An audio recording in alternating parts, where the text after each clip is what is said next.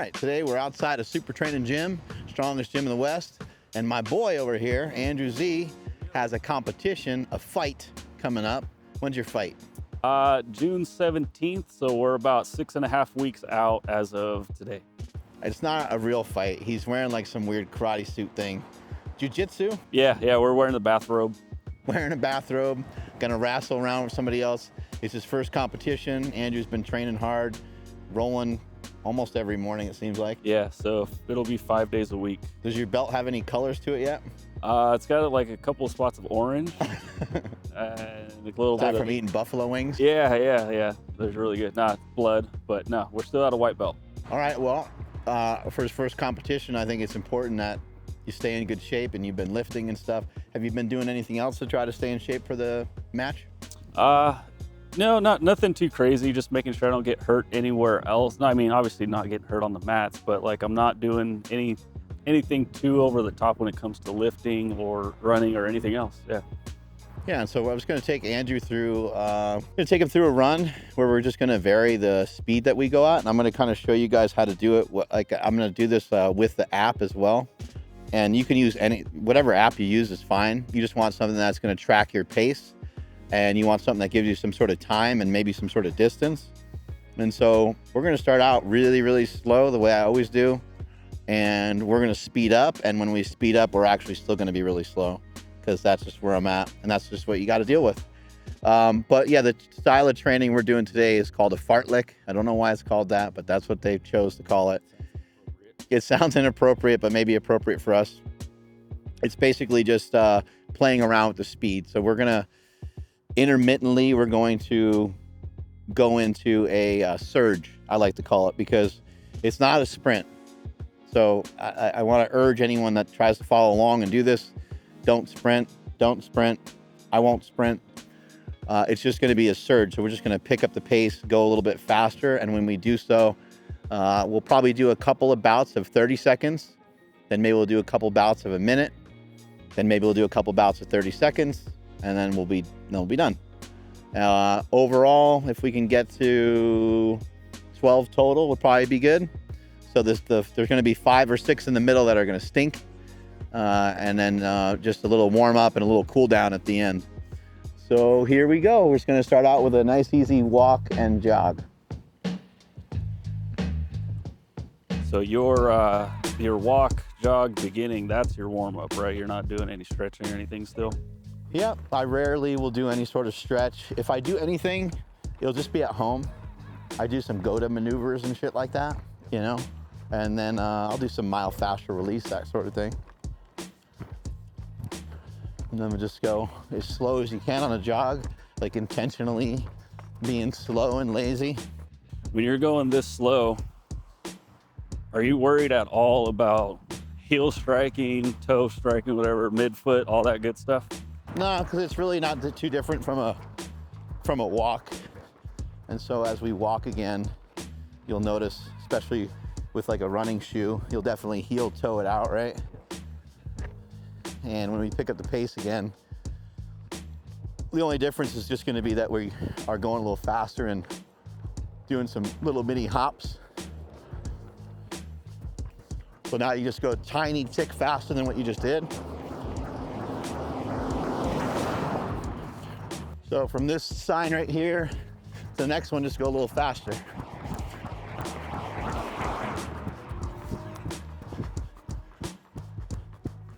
And good. Now walk. When you're doing your warm up, you're free to kind of do whatever you want. You know, you could hop up on the curb, you could run backwards a little bit, just like whatever mood you're in. So see if you can get a little swagger, a little head over foot action going. Just play around with, just really moving that spine around. Maybe pick the knees up a pinch. Maybe kick the heels back a bit, like just kind of playing around, moving around. Pick up the speed until we get to this pole up here. How was practice this morning? It was good. I went pretty hard this morning. Oh, good. Got a few rolls before class, and then some really good half guard, side control stuff, some sweeps. Half guard is I'm in between your legs, but one leg off to the side, right? Yeah, so I got one in between your legs, one kind of either up on your chest or even behind you, which is what I had today. And I kind of come up. And you got to be real careful that the guy doesn't end up with both legs over the side, right? Because then he gets to a side guard, and then he can get to maybe potentially get to like a mount or something. Yeah, so I'm sure there's a million variations. yeah, right? in competition, if I let him pass my guard and he gets inside control, He gets a point. he gets, yeah, multiple points. And then on top of that, I'm in a really disadvantageous position to where he can go for a submission. He has a lot of offensive options from side control. Yeah, oh yeah. He can go knee on belly, score more points, and then he can go for a mount. And that's like kind of like hitting a home run. But a submission, that's a walk-off home run. So it's really bad to get your guard passed.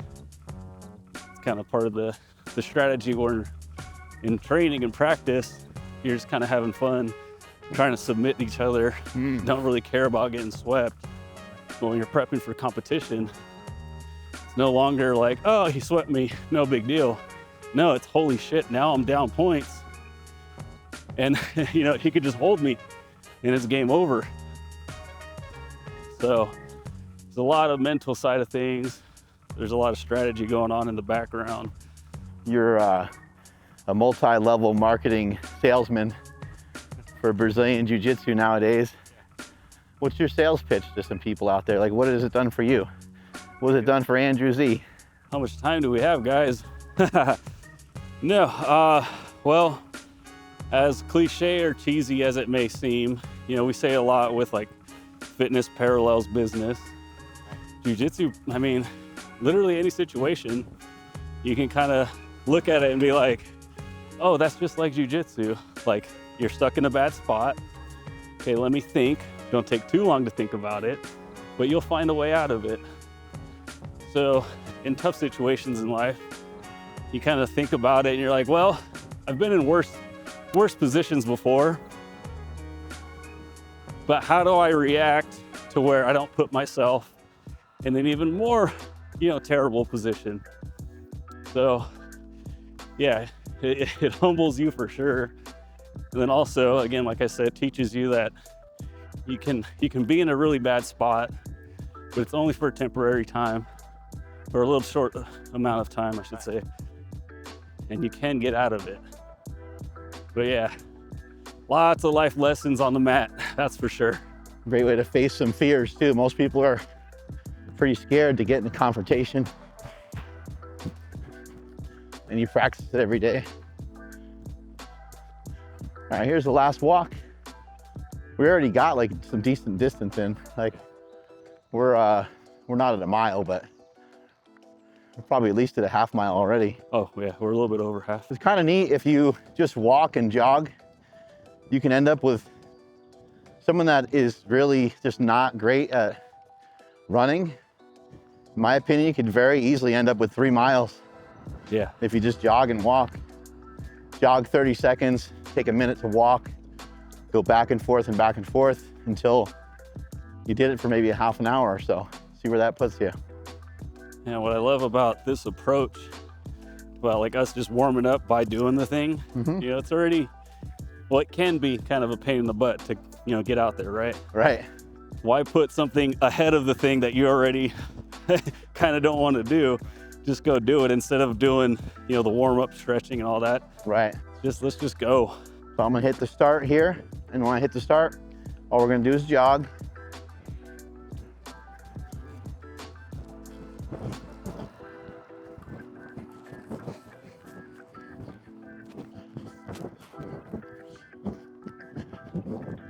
So when we stop, quote unquote stop, when we stop our surge, you're still gonna jog. Okay. So we're not walking anymore. Slow down a bunch. We should get to about a 12-minute mile pace. See that? We're at like 10, 20. But we're going a little fast with our intermittent jogging part, which is okay. 15 seconds. We're gonna pick up the pace for 30 seconds.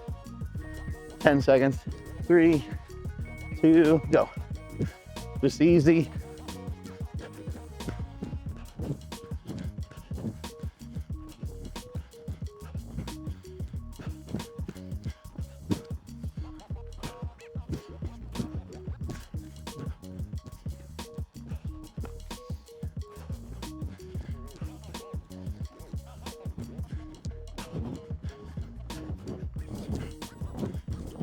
Good jog. You want to try to allow for some pretty good recovery. So 2 or 3 minutes or so. It's just actually really tough to recover while you're running. Yeah. But this is a really good gauge of fitness. If you can bring this to the mat, this will be really valuable because you don't get to rest really, you know. Might get little breaks, but it's all it is a brief little break. You get about 3 breaths. Yeah. We were talking about side control. If I get to inside control, I get a few breaths. But if I don't hurry up, you're gonna get out of it. 30 seconds. 3, 2, 1.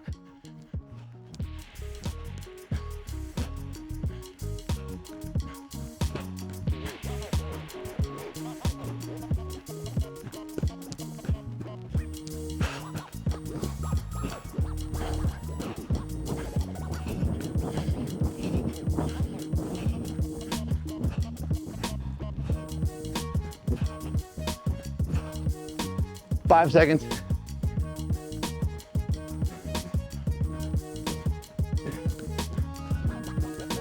Good.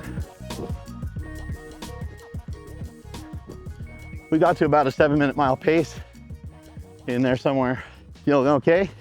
Good, yeah. Yeah. Cardio's feeling good. Legs feeling strong. They're a little tired from this morning, Yeah. but they're up to it. Let's we'll flip around right here. Let's go this way. Yeah, it's been a while. I'd love some right now. The Jack in the Box run. Those tacos. Yeah. 20 seconds. 5, 4, 3, 2, 1.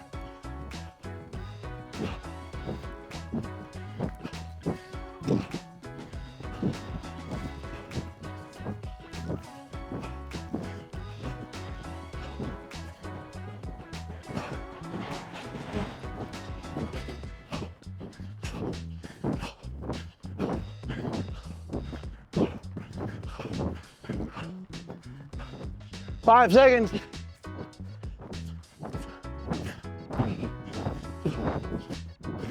Nice and easy.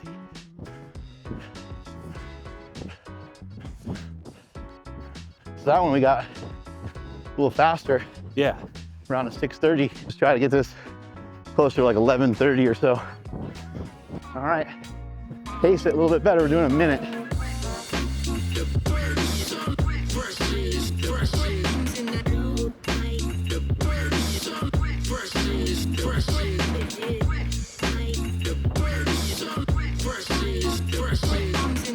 Relax, nice and smooth. Be loose. Loosen up your eyes, your face, your hands. 3, 2, 1. Woo.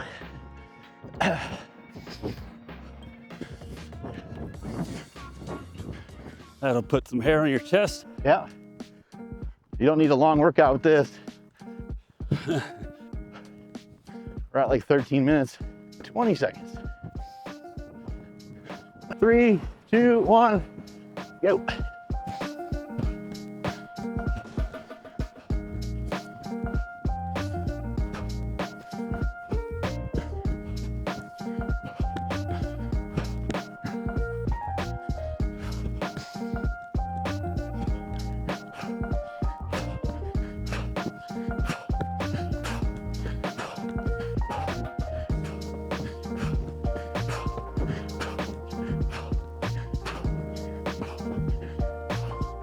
Nice work. And good.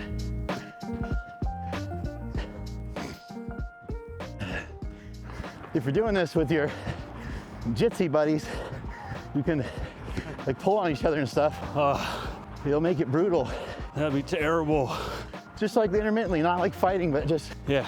a little bit. Someone can get messing ahead of with you. They can look at you and pull on you. No, this is the worst. Yeah, there you go. Yeah, yeah, all that. Yep. Even just a little hand fighting. Yeah. You're going back and forth. Sounds Just trying awful. to get like an underhook. You feel like you're gonna die. Makes it fun though. Yep. This is where you really got to get back into your breathing.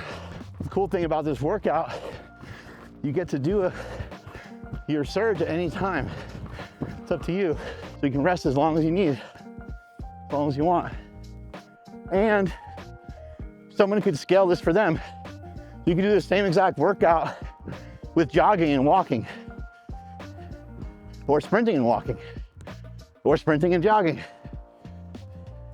can really mix it up a lot. I found to be really useful on my runs to play around with different runs, different ways to run.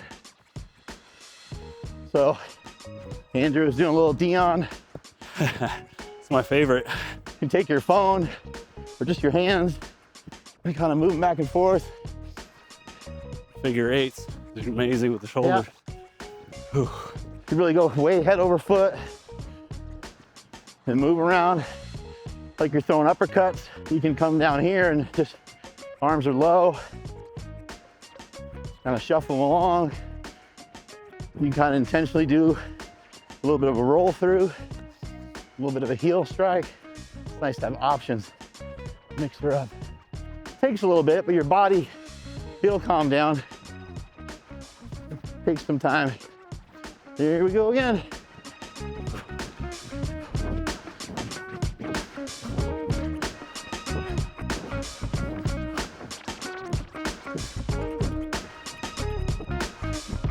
Ten seconds.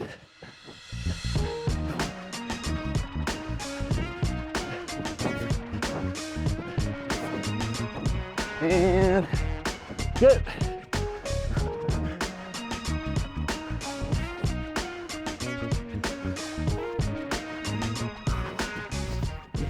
Get really gassed. Good idea to aggressively blow air out. Get to blow off some of that CO2. Help recover a little bit faster. We're running at a 10-minute mile pace, even though we're going slow in between. Pretty dang good. Especially for how far we've gone already.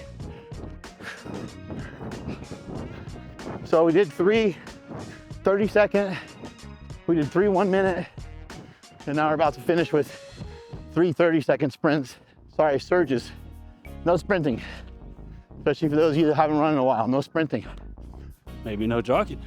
Yeah, yeah, maybe you gotta walk for a few weeks. 5 seconds, 3, 2, 1, 30-second.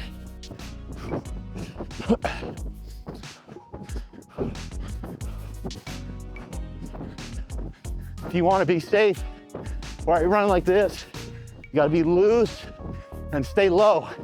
Don't jump a lot. Get the head over the foot.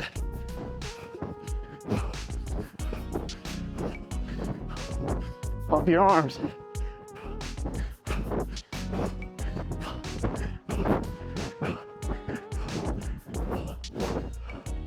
Good.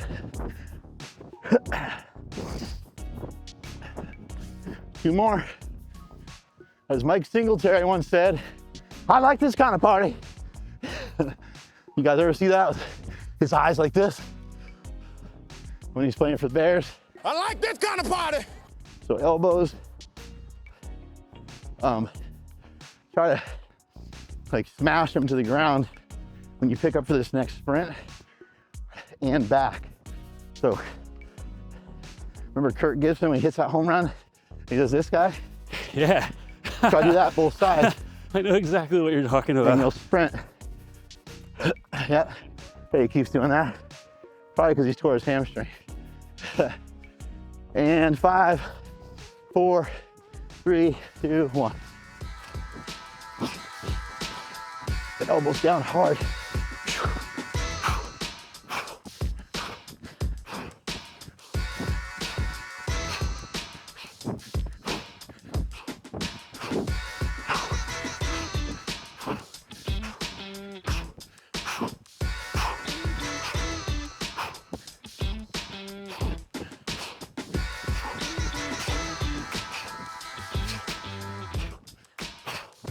Music can be really inspiring, and it can give a little, even though I'm white, give a little rhythm to the run. I look like a crackhead when I'm running a lot of times, because I'm out there doing like this shit with my arms.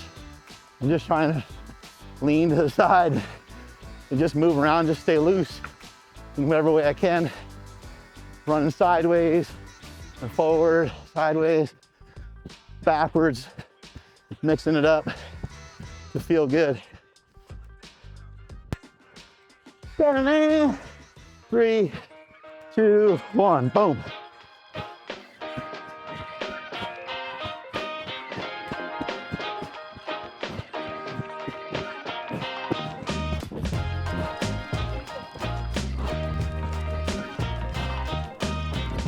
And good.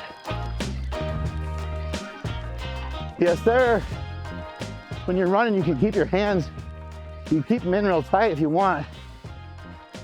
And you can try to almost like shampoo your body with your forearm and just get some movement going from that spine. When I used to coach football, I would get in front of guys and I go like this. Just put my hands up, just slap it away. Yeah, I'll do stuff like that. Just try to lean on them, give them a little extra activity. Andrew's being nice, they don't want to shove me over because I'm old and fat, but you could do that kind of stuff. If you got someone who's a fighter, boxer, they could throw some shots, they can move. Maybe they keep their hands up the whole run. Yeah, a lot of different ways you can build up your cardio. Andrew, what'd you think? It was good. Not knowing exactly what was going to come next was actually beneficial. When you started counting down, Yeah. the anxiety would come up, but that's the stuff I need to work on because... Well, you could freely do that on your own. You can, you can just like go on your own accord, but you can go with a friend too. Yeah, it's good. And tell him to like fuck you up with it, you know? I like it because at these jiu-jitsu tournaments, you don't really know when you're going to go. Right. And all of a sudden your number's called. You're not going to have time to be ready. You just have to get ready. Just like pull on my neck a little bit the way you would if you're locking up with somebody. I'm gonna be here. This is like, for me, this is really tiring in my legs. Then Yeah, you come yeah. here, I'd scoop that up. I got no shot other than to lay down. But again, if you're just doing, even if you don't know what you're doing, if you communicate with your training partner, he just puts his body weight on you and stuff like that. You can get so much more from this training. That's what's really neat about it. You do the same fucking thing in the gym. You know, I'm not practicing jiu-jitsu yet, but when I get to it, Andrew and I can grab each other in between. You don't have to get in a full wrestle, but just a little back and forth, just so you feel the weight of someone else's body in between your sets. You'll become a well-conditioned machine, in my opinion. How would the sprints feel, or the surges? Surges felt great. It was a lot of fun. Like I said, it was like, can we rip this Band-Aid off and let's just get to it? Right. The last two, you said there's like 2 30-second ones left. I wanted to be like, let's just do a minute and get this shit over with. Yeah. But again, that's discipline. It's teaching me being patient.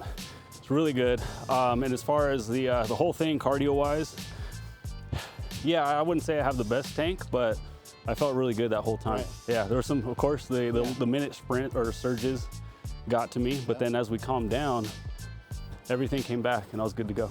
And if you're an athlete that needs like grappling, again, you could, I'm just throwing all this out there because I've seen a lot of people have a lot of success with it. In between, you could do a couple push-ups. It's like now we're dealing with a whole nother thing, but as a jiu-jitsu practitioner, it's important that you have that strength of your own body off the ground. So now you got to do a couple push-ups. Now you got to push yourself back up and try to keep going. And it's going to be really tough. But we did well today. I was really happy. We did a 10-minute mile pace and we went about 3 miles. The last mile we went a lot slower because we were just cooling. Our last quarter mile or so we slowed down a bit. But we also, Andrew and I were running the same speed on some of those. We got ourselves to like a 7-minute and 39-minute pace a couple of times. We were also in like a 7-minute mile pace, but for a brief moment when we were going a little faster, we got ourselves here. You can do the math at home. That's still not super fast, but I think it's probably represents like 12 miles an hour, 13 miles an hour, something like that. And one thing I'll say is, people that want to try this or follow along with this, the further your sprint, where you can still maintain some power, the more opportunity you have to get hurt. So like a minute can be dangerous if you don't pace yourself for the minute time. 15 to 30 seconds is pretty good. 15 seconds is kind of nice because that's kind of idiot. I can idiot proof that one. Hopefully you don't try to go to top speed. Hopefully you're not sprinting again. I just want to keep reiterating that because it's so easy to hurt yourself. But if you did some intervals on and off of a light jog mixed with just going faster for intervals of like 15 seconds, and your first workout that you ever try that you do like 4 to 6 sets, that'd be a really good place to start. Maybe next time out you go a little further. When I was training for the Boston Marathon, some of these Fartlek workouts would be 90 minutes. And I'd have to do like 15 one-minute surges. It was insanity because now you're running far, you're running fast, and you're running for a really long time. It's like, oh my God. But anyway, there you have it. There's how you do some of your Fartlek training. Strength is never weakness, weakness never strength. Catch you guys later.